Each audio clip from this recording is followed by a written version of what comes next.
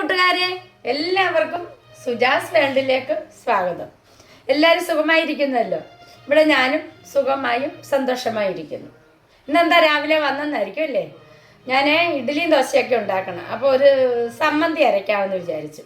അപ്പം ഞാൻ ചെയ്യുന്നത് എങ്ങനെയാണെന്ന് നിങ്ങളെ ഒന്ന് കാണിക്കണ്ടേ?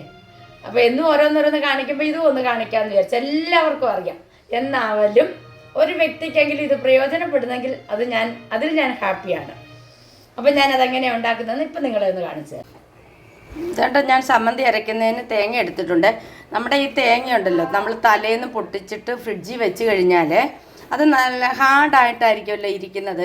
തിരുമ്മിയെടുക്കാൻ വലിയ പാടായിരിക്കും. അപ്പം നമ്മൾ അതിന് എന്ത് ചെയ്യണമെന്ന് ചോദിച്ചാൽ, നമ്മൾ കുറച്ച് വെളിച്ചെണ്ണ പുരട്ടിയിട്ട് ഫ്രിഡ്ജിൽ വെച്ച് കഴിഞ്ഞാൽ വേറെ സിമ്പിളായിട്ട് രാവിലെ എടുത്ത് നമുക്ക് തിരുമ്മാൻ പറ്റും കേട്ടോ.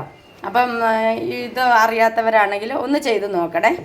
ഞാൻ പറഞ്ഞത് ശരിയാണോ ഇല്ലയോ എന്ന് അപ്പം മനസ്സിലാകും. അപ്പം നിങ്ങൾ ഒന്ന് ചെയ്യുക. ഇനി ഞാൻ സമ്മന്തി അരയ്ക്കാൻ പോവാം. സമ്മന്തി അരയ്ക്കാൻ ആവശ്യമായ സാധനങ്ങൾ ഇത് ഞാൻ ഒരു മുറി തേങ്ങ എടുത്തിട്ടുണ്ട്. അപ്പം ഒരു 10 പേർക്ക് നമുക്ക് കൊടുക്കാൻ പറ്റും. 3 പച്ചമുളക് എന്ന് പറയുന്നത് എരിയുള്ളതായതുകൊണ്ടാണ് ഞാൻ 3 എടുത്തത്.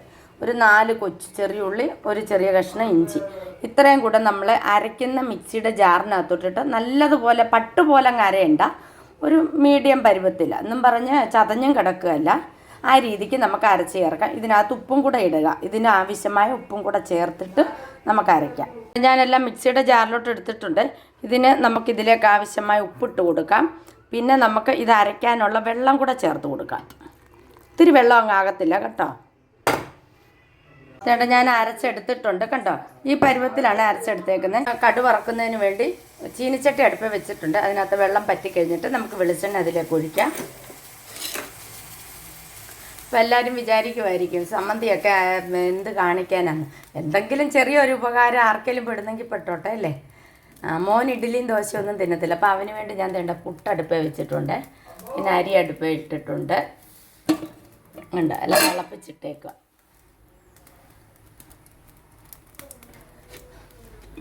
നമ്മളൊരു 2 സ്പൂൺ വെളിച്ചെണ്ണ അങ്ങോട്ട് ഒഴിച്ചു കൊടുക്കുക. നമ്മുടെ വീടുകളിൽ ഏതെണ്ണയാണോ ഉപയോഗിക്കുന്നത് ആ എണ്ണ തന്നെ അങ്ങോട്ട് ഇട്ട് കൊടുക്കുക കേട്ടോ. അതൊന്ന് ചൂടാകുമ്പോഴത്തേക്കിന് എണ്ണ ഇവിടെ ചൂടായിട്ടുണ്ട്. അപ്പം നമ്മൾ എന്ത് ചെയ്യണമെന്ന് ചോദിച്ചാൽ കുറച്ച് കടുക്, ഒത്തിരി കടുക് വേണ്ട കേട്ടോ. അതൊന്ന് പൊട്ടിക്കഴിയുമ്പോഴത്തേക്കിന് നമ്മൾ എടുത്ത് വെച്ചേക്കുന്ന ഉള്ളി, ഒരു 3-4 വറ്റൽ മുളക്, കുറച്ച് കറിവേപ്പില,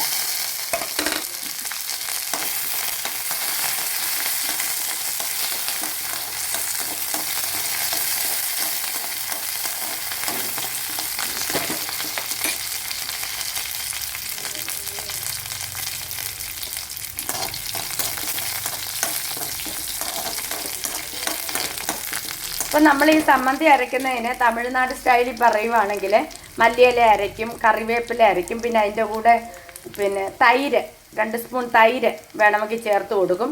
പൊതുവേ നമ്മളാരും അങ്ങനെ ചെയ്യാറില്ല എന്ന് തോന്നുന്നു. ഞങ്ങളുടെ വീട്ടിൽ ഇങ്ങനെയാണ് ചെയ്യുന്നത്. അതും നമുക്ക് ഇതിൻ്റെ കൂടെ ആഡ് ചെയ്യുന്നതിന് ഒരു പ്രശ്നവുമില്ല.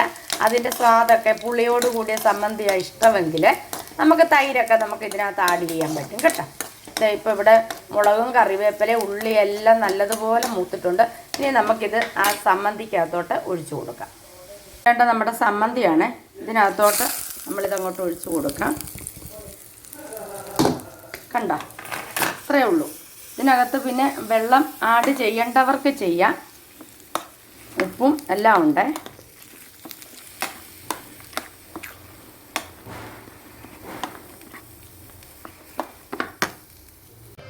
സമ്മന്തി ഉണ്ടാക്കുന്ന എല്ലാവരും കണ്ടല്ലോ.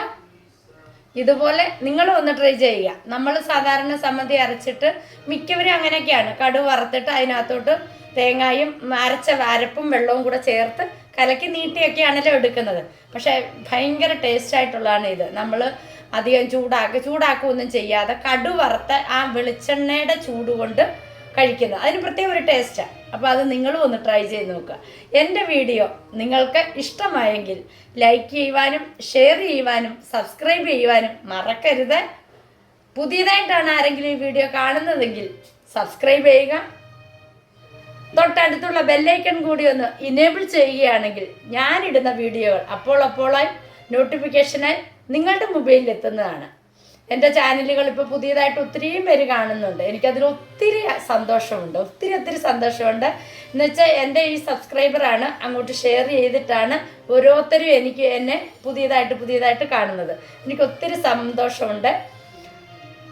എൻ്റെ നിലനിൽപ്പിന് വേണ്ടി നിങ്ങൾ ഈ വീഡിയോകളൊന്ന് ഷെയർ ചെയ്യണം. പുതിയതായിട്ട് കാണുന്നവരൊന്ന് സബ്സ്ക്രൈബ് ചെയ്യണം. നിങ്ങളുടെ ഫ്രണ്ട്സിനെ, റിലേറ്റീവ്സിനെ ഒക്കെ നിങ്ങളിതൊന്ന് അയച്ചു കൊടുക്കണം.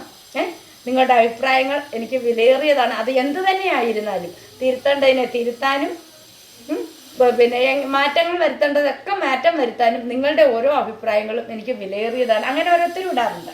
എല്ലാ അഭിപ്രായങ്ങളും ഞാൻ സന്തോഷത്തോടെ സ്വീകരിക്കുന്നതാണ്. അപ്പോൾ ഇനിയും അടുത്ത വീഡിയോയുമായി കാണുന്നത് വരേക്കും എല്ലാവർക്കും വണക്കം.